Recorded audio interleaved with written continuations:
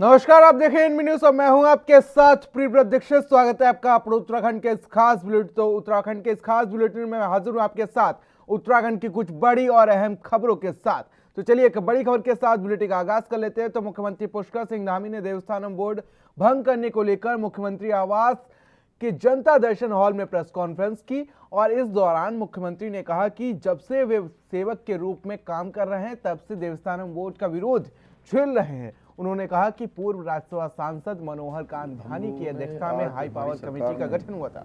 ये निर्णय लिया कि देवस्थानम अधिनियम कम आ रही है,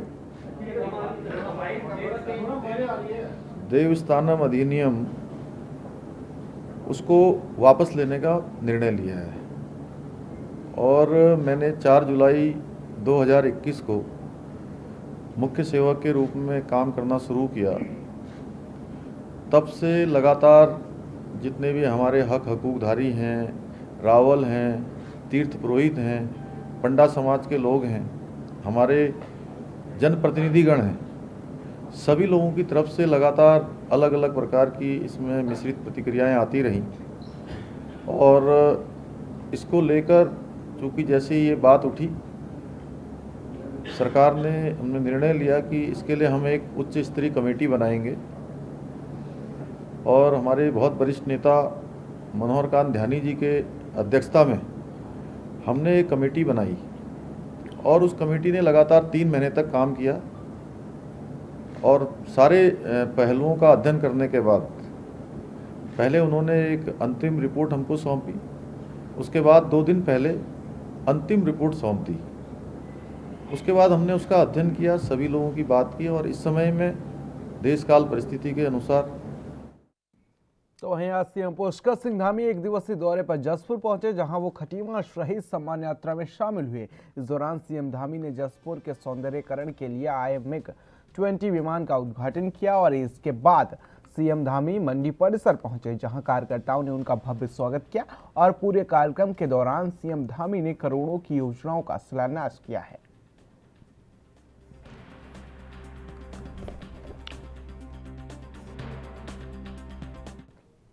तो वहीं प्रधानमंत्री नरेंद्र मोदी 4 दिसंबर को उत्तराखंड दौरे पर देहरादून आ रहे हैं और इस दौरान पीएम मोदी परेड ग्राउंड में एक जनसभा को संबोधित करेंगे। कार्यक्रम की जानकारी देते हुए बीजेपी प्रदेश अध्यक्ष मदन कौशिक ने कहा कि प्रधानमंत्री नरेंद्र मोदी के दौरे को लेकर तैयारियां पूरी कर ली गई हैं। हमारा प्रयास है कि बूथ लेवल तक के कार्यकर्ता रैली में आए और रैली को ऐतिहासिक बनाए।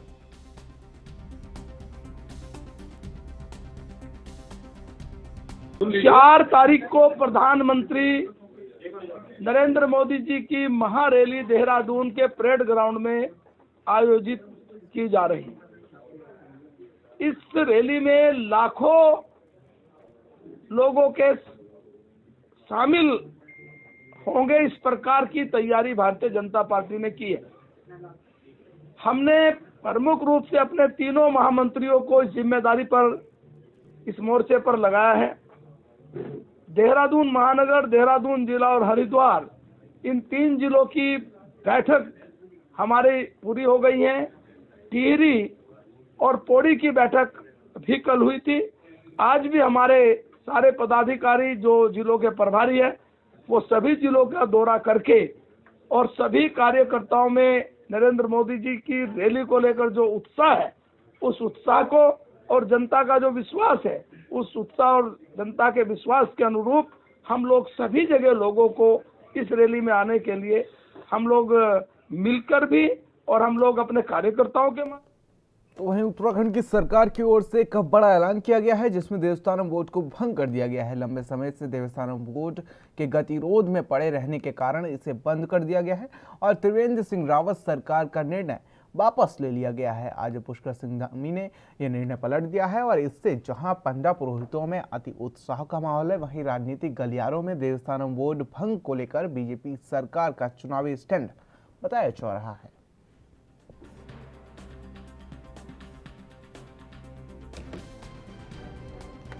आज चुनाव का समय जब नजदीक आ रहा है, तब भारतीय जनता पार्टी ने इस देवस्थानम बोर्ड को भंग करने का काम किया, जो कि उनकी विफलता को साबित करता है। आप जब आपने ये देवस्थानम बोर्ड बनाया त्रिवेंद्र सिंह रावत जी ने, तभी हमारे तीर्थ पुरोहित जो थे और पंडा पुरोहित जो थे इस देवस्थानम बोर्ड के खिलाफ थे। तब आपने इसको भंग करने का काम क्यों नहीं करा, मैं पूछना चाहती हूँ। और आज जब चुनाव का समय नज़दीक आ रहा है, आपको जब लगा कि पंडा पुरोहित, तीर्थ पुरोहित सड़कों पे आ गए और उन्होंने ये आपको चेतावनी दे दी थी कि अगर इस बोर्ड को भंग नहीं किया गया तो हम शीतकालीन सत्र पे विधानसभा में धरना देंगे करके, तब आपने उनके डर से इस बोर्ड को भंग करने का काम किया, और जो आपकी विफलता को साबित करता है।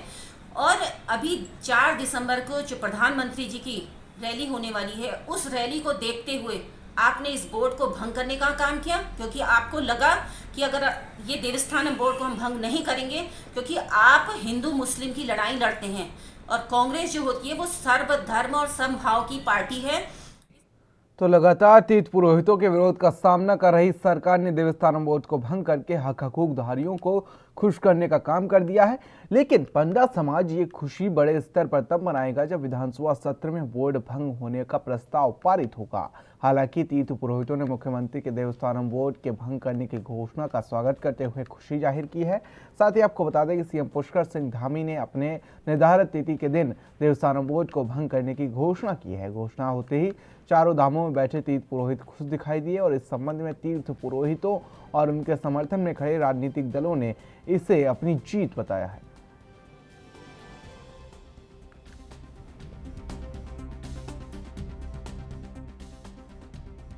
उन्होंने घोषणा की है, इस समय चारों धामों में जो है खुशियाँ हैं।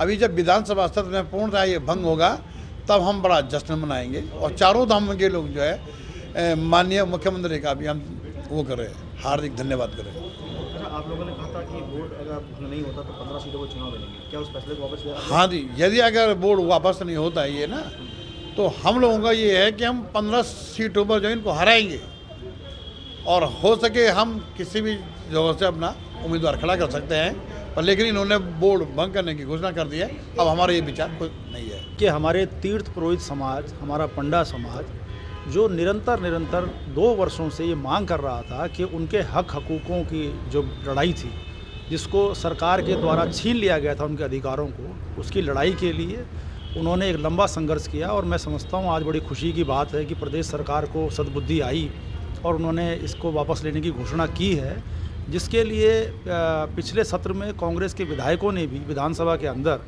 वो पुरजोर तरीके से मांग उठाई थी कि देवस्थानम बोर्ड जो बनाया है सरकार द्वारा उसे भंग किया जाए। जिस तरीके से देश में 3 कृषि कानून जो काले कानून बने थे उनको भंग किया गया और जिस तरीके से अब उत्तराखंड में देवस्थानम बोर्ड को भंग किया गया है, मैं समझता हूँ केंद्र की सरकार और राज्य की सरकार दिशाहीन तरीके से, मनमाने तरीके से कानूनों को लोगों के ऊपर थोपने का काम कर रही है, जिसका विरोध इस स्तर पर हो रहा है कि अब केंद्र की सरकार को भी और प्रदेश की सरकार। तो वहीं देहरादून में बीजेपी प्रदेश अध्यक्ष मदन कौशिक ने कहा कि गन्ना किसानों को प्रदेश सरकार ने बड़ी सौगात दी है, जिसमें सरकार ने गन्ना मूल्यों में जो हर बार उत्तर प्रदेश के मुकाबले 1 रुपए की बढ़ोतरी की जाती थी, तो इस बार वो 5 रुपए की गई है, जिससे सीधे तौर पर किसानों की आय दोगुनी करने में मदद मिलेगी। साथ ही आपको बता दें कि सरकार ने गन्ना मूल्य में 29 रुपए 50 पैसे प्रति क्विंटल की बढ़ोतरी की है।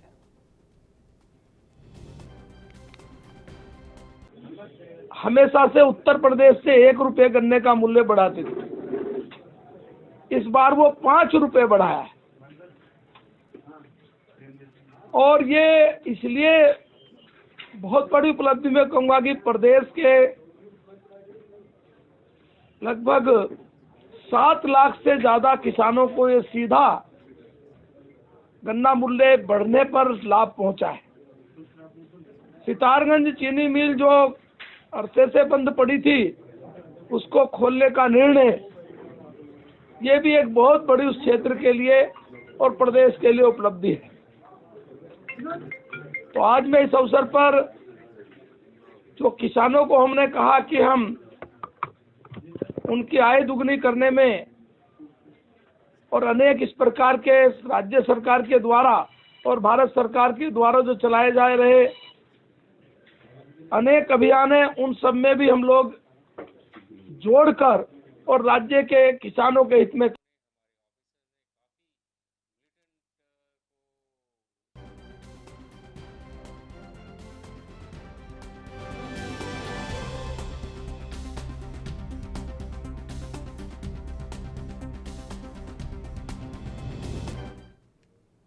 तो वहीं बीजेपी ने कांग्रेस में घर वापसी कर चुके यशपाल आर्य ने बीजेपी पर कई आरोप लगाए हैं। उन्होंने कहा कि बीजेपी में लोकतंत्र नाम की चीज ही नहीं है। बीजेपी का विकास कागजी और नारों तक ही सीमित कर रह गया है। बीजेपी सिर्फ धर्म के नाम पर जनता को बांटने का काम करती है। तो वहीं नैनीताल बीजेपी के अध्यक्ष प्रदीप बिष्ट ने यशपाल आर्य पर पलटवार करते हुए कहा कि यशपाल आर्य बाजपुर में जिस तरह से अपने विकास कार्यों को गिना रहे हैं, इससे स्पष्ट होता है कि बीजेपी लोकतांत्रिक पार्टी है, जबकि कांग्रेस में सोनिया गांधी, राहुल गांधी के अलावा कुछ भी नहीं है।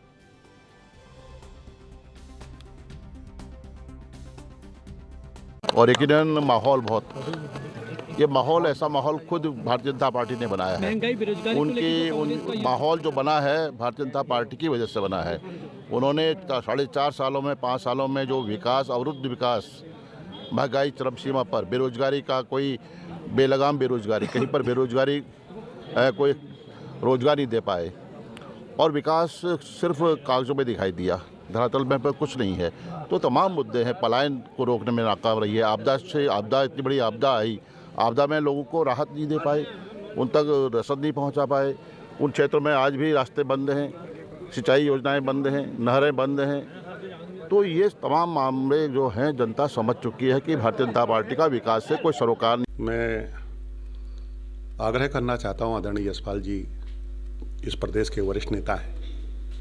एक तरफ उनके पुत्र कह रहे हैं कि मैंने इतने करोड़ों रुपए की योजनाएं भवाली और नैनीताल विधानसभा में स्वीकृत करा दी।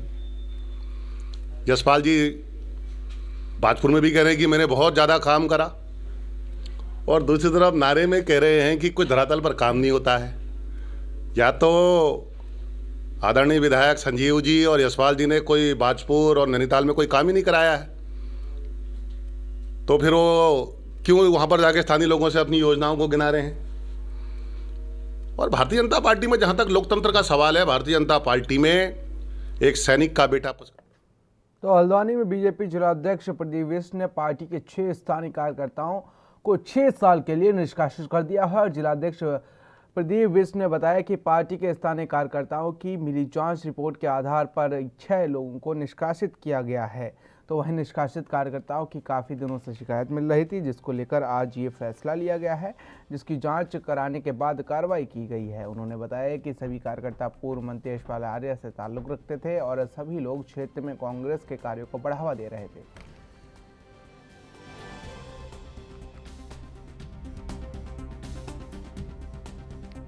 देखिए, लगातार पार्टी के स्थानीय कार्यकर्ता हमें कुछ हमारे स्थानीय कार्यकर्ताओं के बारे में बता रहे थे, वो कांग्रेस के संपर्क में हैं और कांग्रेस की गतिविधियों को बढ़ावा दे रहे हैं। हमने स्थानीय स्तर पर कुछ जांचें करवाई, उससे रिपोर्ट भी आई कि हाँ उनकी बातों में सच्चाई है। फिर पार्टी हाईकमान को, प्रदेश नेतृत्व को अवगत कराया। उन्होंने 6 लोगों को निष्कासित कराया, जिसमें हमारे भारतीय जनता पार्टी के सिंबल पर जीते हुए चेयरमैन संजय वर्मा जी हैं, और हरीश बिष्ट जी भी भाजपा के पैनल से ही ब्लॉक प्रमुख बने थे। और ऐसे हमारे मीडिया प्रभारी, युवा मोर्चा और 2-3 कार्यकर्ता हैं जो, लेकिन मैं एक बात ही कह सकता हूं कि तो उत्तराखंड कांग्रेस के पूर्व प्रदेश महासचिव खजान पांडे का निष्कासन रद्द किए जाने के बाद से आज हल्द्वानी के स्वराज आश्रम में कांग्रेसी कार्यकर्ताओं ने वरिष्ठ कार्यकर्ता खजान पांडे का फूल माला पहनाकर स्वागत किया। और जहां कांग्रेसी कार्यकर्ताओं का कहना है कि खजान पांडे का निष्कासन अनुशासन समिति के पास नहीं था और ना ही उनके खिलाफ कोई शिकायत अनुशासन समिति के पास दर्ज कराई गई थी। तो वहीं निष्कासन को रद्द किए जाने के बाद से खजान पांडे ने कांग्रेस के प्रदेश अध्यक्ष गणेश गोदियाल और पूर्व मुख्यमंत्री हरीश रावत को आभार व्यक्त किया है। उन्होंने आगे कहा कि वे पार्टी में दशकों से कार्य करते आ रहे हैं और उन्होंने पार्टी हाईकमान से चुनाव लड़ने की भी इच्छा जाहिर की है, जिस पर पार्टी का अंतिम निर्णय उन्हें मान्य होगा। नहीं, मैं पहले तो ये स्पष्ट कर देना चाहता हूँ कि मुझे पार्टी हाईकमान ने, मेरे प्रदेश अध्यक्ष ने मुझे अवगत कराया कि आपका निष्कासन हुआ ही नहीं। ये जो एक भ्रामक प्रचार था, किसी कारण मैं नहीं जानता, कि मेरे खिलाफ ये एक्शन की बात चली थी, लेकिन जब मैंने पुनः माननीय प्रदेश अध्यक्ष जी से जानना चाहा कि इसका क्या है वास्तविकता क्या है, मुझे कोई पत्र दिया जाए, तो उन्होंने कहा आपका किसी प्रकार का निष्कासन नहीं हुआ था, आप कांग्रेस के एक वरिष्ठ कार्यकर्ता वरिष्ठ नेता हैं, आपका सम्मान है। और मैं तो बहुत ही आभारी हूँ माननीय घोटियाल जी का, जो उन्होंने मुझे सम्मान दिया, मैं जैसे कार्यकर्ता का उन्होंने जो तुरंत संज्ञान लिया और इस बात को स्पष्ट किया कि किसी भी प्रकार का कोई निष्कासन कांग्रेस पार्टी से नहीं। देखिए, खजान पांडे जी एक कांग्रेस के वरिष्ठ नेता हैं, कई वर्षों और कई दशकों से कांग्रेस पार्टी के लिए काम करते आए हैं और पार्टी के अंदर विधायक बनना या सांसद बनना महत्वपूर्ण नहीं रह जाता, पार्टी के लिए काम करने वाला व्यक्ति महत्वपूर्ण रह जाता है। उनके निष्कासन को आज प्रदेश कांग्रेस कमेटी गणेश गोदियाल जी ने और प्रभारी देवेंद्र यादव जी ने उनके निष्कासन को वापस किया है और उनको। तो अपने उत्तराखंड में खबरों का सिलसिला लगातार जारी है। यहाँ रुकेंगे छोटे से ब्रेक के लिए।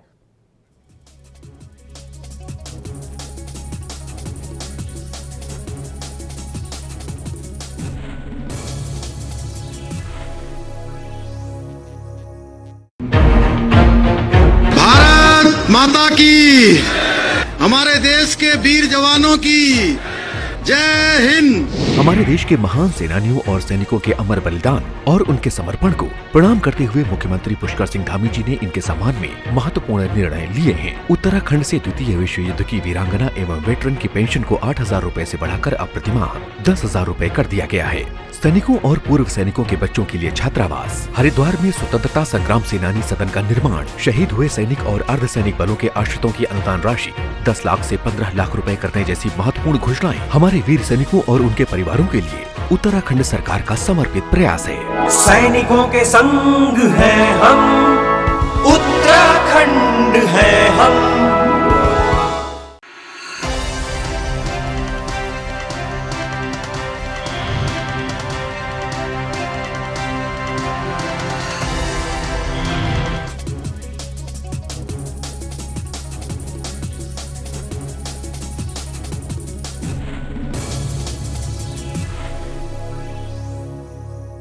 के बाद आप उत्तराखंड में आप सभी का स्वागत है। रुक कर लेते खबरों की ओर, जहां पर क्षेत्रीय युवा कल्याण विभाग की ओर से 3 दिवसीय खेल महाकुंभ का शुभारंभ हुआ है और जिसमें विकास खंड के 5 न्याय पंचायतों के विद्यालयों के छात्रों ने प्रतिभाग किया है। बीजेपी ग्रामीण मंडल अध्यक्ष वीरेंद्र पाल भंडारी ने महाकुंभ का उद्घाटन किया और छात्रों को संबोधित करते हुए वीरेंद्र पाल भंडारी ने कहा कि छात्रों को पढ़ाई के साथ साथ खेल गतिविधियों में भी भाग लेना चाहिए, जिससे उनका शारीरिक और मानसिक विकास हो सके।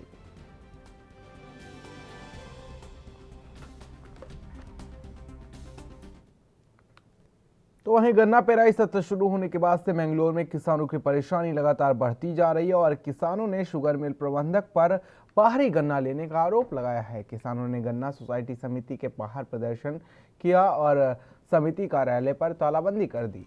उनका आरोप है कि समिति समय पर किसानों को पर्ची मुहैया नहीं कराई रही है। तो वहीं आपको बता दें कि जिससे किसानों को गेहूं की बुआई में देरी हो रही है। किसानों ने चेतावनी दी है कि जब तक मिल प्रबंधक द्वारा स्थानीय किसानों को पर्ची मुहैया नहीं कराई जाती तब तक सहकारी समिति के कार्यालय पर तालाबंदी ही रहेगी।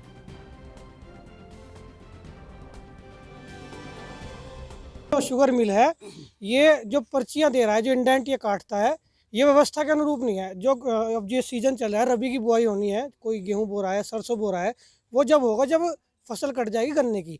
लेकिन ये जो है मिल वैसे तो 52,000 क्विंटल में चल रहा है, लेकिन जो इसका एरिया है स्लिप पास वाला, उसे पूरी पर्ची ना दे के ये दूसरे एरिया में जाके, जहाँ दूसरे मिल का एरिया है वहाँ पर्चियाँ ज़्यादा दे रहा है।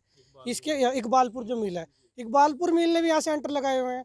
दिक्कत यह है कि जो यहाँ सचिव हैं, जो हमारी गन्ना सोसाइटी है, इसमें भी हम लोगों ने शिकायत कई बार की। इन्हें हमने बताया कि आप इसमें करिए, ये कहते हैं हमारे हाथ में कुछ नहीं है। सचिव साहब ने मिल वालों से बात करी, उन्होंने डीसो साहब ने भी उन्होंने कहा भाई ना 25,000 क्विंटल का रोज की इंडेंट दे दो लिबर्टी समिति को।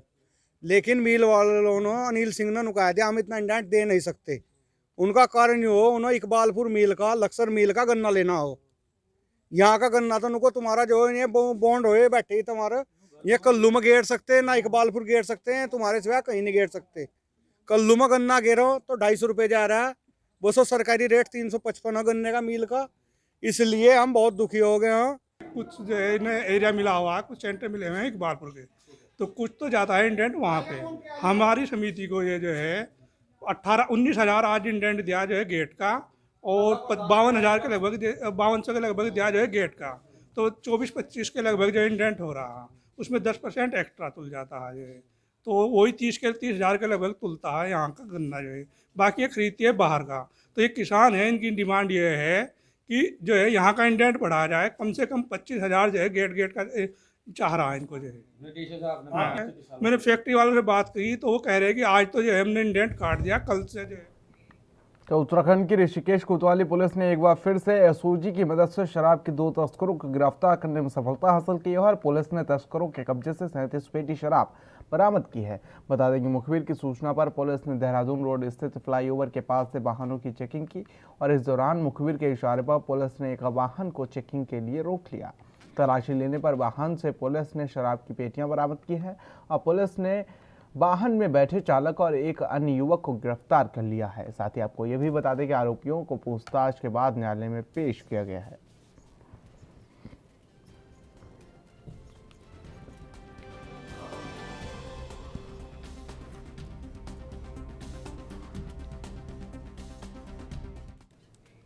तो खबर उत्तराखंड के बाजपुर से है, जहां पर आपको बता दें कि बाजपुर के गांव छोटूपुरा में उस वक्त हड़कंप मच गया जब गन्ने के खेत में गुलदार का बच्चा देखने को मिला। तो वहीं आपको बता दें कि गुलदार के बच्चे को देखते हुए गन्ने की कटाई कर रहे लोग मौके से फरार हो गए। जहां गुलदार के बच्चे की सूचना मिलते ही ग्रामीण और वन विभाग के अधिकारी मौके पर पहुंच गए।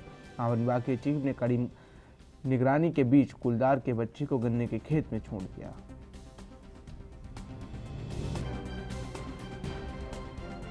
ये सुबह ना गन्ना हमारी लेबर छीलने आई थी ना गन्ना, तो उन्होंने, मैं तो ये लाई के खेत में पानी लगा रहा था फुहारे, तो उन्होंने मुझे बुलाया तो कहने लगे ये क्या है जानवर। मैंने कहा ये तो उसका तेंदुए का बच्चा है। तो फिर उन्होंने सभी ने इसको शायद फ़ोटो भी खींची, मेरा भी पोता है वो भी फ़ोटो खींच के ले गया। फिर हमने कहा भी इसको ऐसा करो, सरकार को बताया जाए। तो फिर हरिंदर भाई को बताया गया, तो ये आकर उसको आप तक सूचना पहुँचाई है। इसकी सूचना मिली थी, इसकी सूचना पे हम तुरंत यहाँ पर पहुँचे छोटूपुरा में, और ये लगभग 2 दिन का बच्चा है। तो यहाँ से बिछुड़ गया है, तो अभी इसको रेस्क्यू कर रहे हैं यहाँ पर, और इसको जंगल में उसी स्पॉट पे छोड़ा जहाँ पर ये मिला था। शाम तक देखते हैं, उसके बाद फिर इसको रेस्क्यू सेंटर ले जाए। नहीं, अभी तो इसकी माँ का ही इंतज़ार हो रहा है, वो आए और ले जाए। अगर कोई कल तक नहीं आती है कोई। तो वहीं कालाडूंगी में शाम ढलते ही हाथी ग्रामीण इलाके में आकर उत्पात मचा रहे हैं, जिसके चलते लोगों में दहशत बनी हुई है।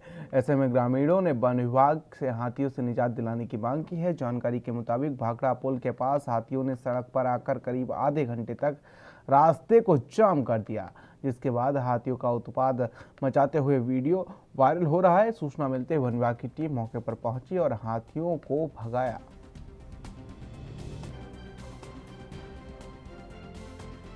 निश्चित रूप में हाथियों का आतंक चल रहा है, और पिछले एक हफ्ते से लामाचौड़ है, फतेहपुर है, गांधीआसम है, रतनपुर है, जयपुर पाडली गांव है, ऐसे तमाम क्षेत्र हैं जिसमें चकलुआ भी है, कालाडूंगी भी है। तो कम से कम अलग अलग झुंडों में हाथी घूम रहे हैं, जिसमें एक जगह तो 5 हाथियों का आतंक एक साथ जगह जगह किया जा रहा है, और वहीं करीब 30-35 हाथी एक साथ, जिसमें वो चौसला है और चकलुआ कालाडूंगी इस जगह पर देखे गए हैं। नुकसान फसलों को भारी किया गया है। वहीं 2 तस्कर हाथी जो मेन रोड में, खासकर जयपुर पाडली और लामाचौड़ मेन भाखड़ा पुल में, लोग फोटो सेशन करवा रहे हैं उनके साथ, हाथियों के साथ, और हाथी खड़े हुए हैं। तो दोनों चीजें हैं कि हाथियों द्वारा घरों में। तो आप उत्तराखंड में मेरे साथ इतना ही। देश और दुनिया के तमाम छोटी बड़ी खबरों के लिए बने रहिए एनबी न्यूज के साथ। नमस्कार।